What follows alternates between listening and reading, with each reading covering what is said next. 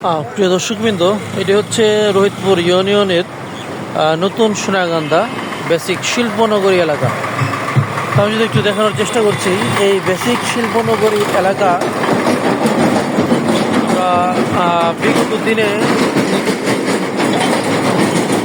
যে রাস্তার অবস্থা ছিল একেবারে নাজেহাল এবং করুণ অবস্থা। বা গরমকালে এখানে দেখা যায় যে ধুলাবালি একেবারে যা নাকি বিপজ্জনক। তো এর মধ্যে কিন্তু আমরা দেখেছি যে কোরবানি ঈদের আগে এই মেন রাস্তার কাজ হয়নি। এখানে বাংলাদেশ ক্ষুদ্র কুটির শিল্প কর্পোরেশন রয়েছে, এই মেন রাস্তার তেমন আমরা কোনো কাজ দেখিনি, কিন্তু কাজ হয়েছে শিল্পনগরীর মধ্যে যে শাখা রাস্তাগুলো রয়েছে। আমি যদি একটি শাখা রাস্তার কথা বলি, তো এই যে শাখা রাস্তাটা দেখতে পাচ্ছেন, এটা একবারে পিচ ঢালাই একটা রাস্তা। এটা হয়ে এরকমভাবে গোল চত্বর হয়েছে। কিন্তু এই যে দেখতে পাচ্ছেন, যেখানে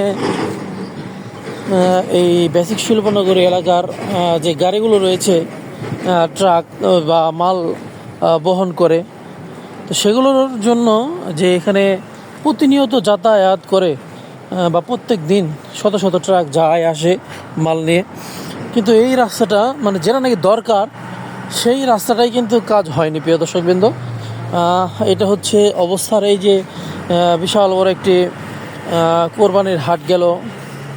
তো অনেকেই ভেবেছিল যে এই কোরবানি ঈদের আগে কিংবা পরে এই মেন রাস্তার কাজটি হবে, কিন্তু সেই কাজটি কিন্তু আর হয়নি।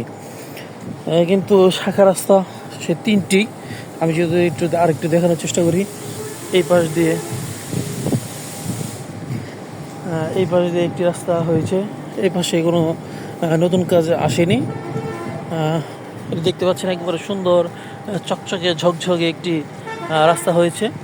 তো এটি আশা করা যায় যে হয়তোবা কিছুদিন পর এই যে আমি যে হাঁটছি এই মেন রাস্তা দিয়ে, হয়তো মেন রাস্তাটি আবার খুব সুন্দর একটি রাস্তা হবে।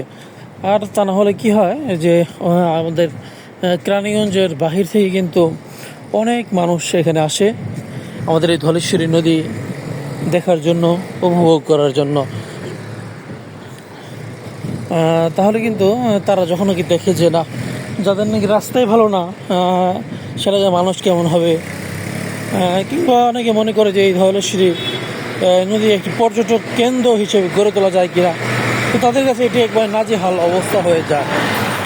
তাই উপর মহলে যারা রয়েছেন, তো প্রিয় দর্শকবৃন্দ, এই যে আরেকটি রাস্তা নতুন, এটা হয়েছে এই কিছুদিন আগে, দেখতে পাচ্ছেন একবারে সুন্দর ঝকঝকে।